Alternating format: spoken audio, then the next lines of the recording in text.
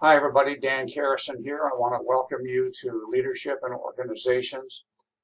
I'm at a stand-up desk at the moment, kind of looking up at the camera. I hope I come across okay.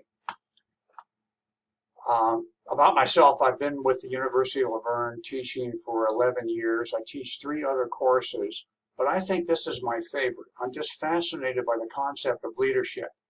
So fascinated that I've written 4 books on leadership. And in a separate screencast right below this, I'm going to share those books with you. The good news is you do not have to buy them. The reason I bring them up at all is because I think I can glean best practices and case studies out of these books that help illuminate the principles highlighted in our textbook. This is our textbook. This you do have to get. And it's listed in the syllabus. I'll go there, but let me see if I can get this on camera. Leadership by Northouse. My fingers are in the way. And Theory and Practice, 8th edition. You'll see the ISBN number and the title and everything on the syllabus, and we'll go there momentarily. And to do that, we're going to just hit the Start Here button. I try to make everything as easy as I can for you on this online course. So if online studying is new to you, welcome, because I think you're going to find this pretty easy to navigate. I do a lot of hand-holding with these screencasts because I want everything to be crystal clear and enjoyable for all the students. So let's click on Start Here. And it's going to take you to a page that has a lot of very important information. I have like 15 minutes to introduce you to the course.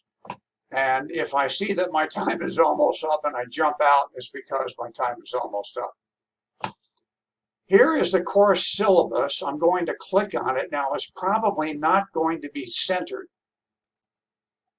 not totally centered, but I think it's fine. Anyway, I want you to go through it. So here we are. You'll see the dates of the course. This is fully online. Here's the number to call for technical assistance. These are some rubrics for the course I'd like you to get familiar with. Now, I have rubrics for every assignment, for every exercise, every quiz, well, I won't say every midterm, there's only one and one final, but I have rubrics for everything. I'd like you to consider a rubric as a virtual coach, as a friend. This is friendly advice. Make sure that you've checked all the boxes mentally suggested in the rubric. In other words, well, you'll see the definitions here: good, excellent, satisfactory, and so on. Just reference the rubric before you hit that send button to make sure that you've covered everything, and then you'll be confident.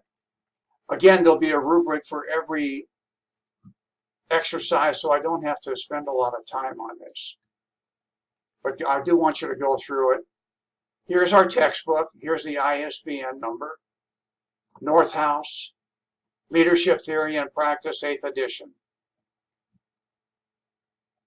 Here's the course grading policy. I'm sure this will get your attention. Online activities, 20%. I'm referring to discussion board. And I have a separate note on discussion board. There will be weekly quizzes. Obviously, they're open book. There's a midterm exam. Oral presentation is not required in this course, even virtually. We're not going to do that. There's a term paper and the final exam. By the way, these weekly quizzes are broken up into quizzes and exercises. I'll walk you through that as well. On the exercises, you get 2 chances. If you submit by Wednesday, I'll give you a provisional grade with feedback, and then try it again and get it to me by Sunday midnight, and the previous grade will be overwritten, and it always goes up, not down. Here's the overall grading policy standard for all of your courses here at the University of Laverne. Here are some of the themes, most of the themes that we're going to be covering. The differences between leadership and management. That'll be in the first chapter. It'll be in week 1, and I'll do a screencast on that. Then in the second week, we'll talk about the trait approach. In other words, do leaders have certain traits, certain personality characteristics in common? And the skills approach, which is a different approach to leadership. The week after, we'll talk about style and situational. The week after that, leader-member exchange theory. That is just a fancy phrase for something we are all familiar with in the workplace, and that is the in-group and the out-group. Leader-member exchange theory is simply the in-group and the out-group. Path goal theory, transformational leadership is a very hot topic in the 21st century. Team leadership, especially important today with a different kind of corporate structure, more flattened, less hierarchical, a situation where managers are dealing with people smarter than they are. And so it calls out for teams because of the global marketplace. The psychodynamic approach, actually, this is something we are not going to be doing. We will focus on leadership ethics. We'll focus on female leadership, very, very important today, especially today with some of the things we see on the news, like the Me Too movement. And then communication skills and leadership. This is something I believe Northhouse does not spend a lot of time on, and I'd like to, because communication skills are critical to good leadership, because you have to communicate the corporate mission. You have to motivate and inspire the rank and file.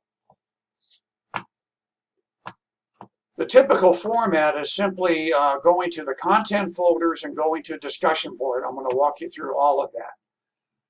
On discussion board, you're going to have a topic assigned every week. I am hoping that you will give vigorous participation on discussion board. And I say here that one-liners will not be accepted. We're looking for thoughtful comments. And this is why I don't want to quantify it with a number of posts. Because if I do that, then a student may be encouraged to give just numerous one-liners. Not interested in one-liners. I'm interested in substantive, thoughtful posts that communicate a meaningful conversation with your classmates. And I'll go over that again when I come to discussion board. There will be a term paper, and there are term paper milestones I want you to be familiar with. Believe me, you're going to thank me later. Rather than waiting until the final week for you to do your term paper and then doing an all-nighter and turning something in that is not your best product, I'm asking you to commit to a topic on week 4, to submit a term paper idea map, an outline, an introduction, progressively, week after week after week, so that I'm hand-holding here and we're taking this term paper in baby steps. And I'll walk you through all that. All right. So get familiar with the syllabus. I guess I can exit this now. Where's that going to put us? Here we are on discussion board. My note on discussion board. Please read this and understand it and get familiar with it.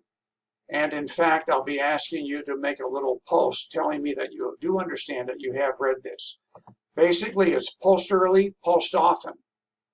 Have a conversation. The whole spirit of discussion board is to have a conversation with your classmates. And that can't be done if you wait until the final night, Sunday evening before midnight. Even if you put in 10 posts, they're not going to be read. So start posting early in the week, maybe on Monday, Tuesday, Wednesday.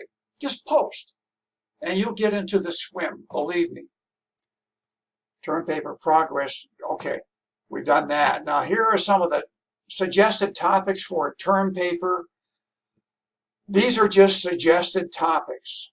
I want you to do a term paper that is meaningful to you. Nonetheless, it must be on leadership. But if there's something in the workplace, in your workplace, that you think would be important. For example, leadership development, how Fortune 500 companies develop leaders. And this is something that you'd like to present to your company. Do a term paper on that. My advice is, and we'll talk about this as the weeks go on, pick something easily researched. And you'll be doing all of your research, or 99% of it, on the University of La Verne Library, where there are peer-reviewed articles. And it's really cool. I'll walk you through the library. Really, really cool what they can do for you. Okay, I talked about that. Here's a homework at a glance. This will help you, although in content every week I'll list the homework. But this will give you an overview. Again, here is a rubric. You'll see a rubric every week. Here is the grading breakdown. This is more specific. It actually goes to the total points. There's a total of 500 points possible. Here is the breakdown. I have an asterisk by exercises. That asterisk is a reminder for me to tell you that you get 2 chances on the exercises. If you turn your answers in by Wednesday, I will grade it provisionally and send it back to you with my comments. Then you can do it again and get it to me on Sunday. I think I may have just said that earlier. All right. Now, the 2 places you have to go to, the only 2 places you have to go to, are content and discussions. And right now, if I go to content, you will see that they load by the week. Actually, you are not going to see anything until week 1 under content, because week 1 hasn't happened yet. But on week 1, Monday at 1 a.m., not that I expect you to be there on 1 a.m., you will open up content and you'll see that there's a YouTube video, that there's another screencast I do for the first chapter. Here's something from Colin Powell. Here's a lecture that I screencast, so you're not just going through a dead PowerPoint. There's a self-assessment that I ask you to work on in discussion board. You'll see that. Here is the week 1 exercise. I'll walk you through this on week 1, but basically, well, I don't want to get into it now because it's just be too confusing. But again, you have 2 chances on the exercises. And here is the rubric. So when you look at these rubrics, you'll see that if your response is very superficial, not that I expect that from anybody, but let's say you're in a hurry and you just crank out something, well, that's probably going to be somewhere in this area. On the other hand, if you have a very thoughtful response, it's going to be over here. Then I ask you to go to discussion board. There's no quiz on the first week because I'm assuming some of you don't have your textbook. And then I always have the homework for the following week. Now let me take you to discussions. Again, if you click on discussions, you're not going to see anything. So let me take you to the instructor page.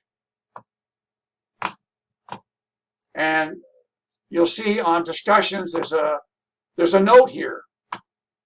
Let me take the time to read it. Vigorous participation on discussion board is absolutely necessary to get an A in this class. Please have a conversation with your classmates. That's the whole point of discussion board. Have a conversation.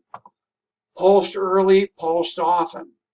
And don't be hostage to a lack of posting from your classmates. If no one's posting, post anyway. Post more thoughts. Give us some links. Give us a little more input. Okay, like I said, I had 15 minutes and I'm about to run out of time. But I've taken you to content and discussion board and given you an overview. Again, week by week, I will be holding your hand. I don't think you're going to find this very difficult at all. And you're also going to see your grade section under My Grades. So once again, I want to welcome you, and I think you're going to have fun in this course. Talk to you later. Bye.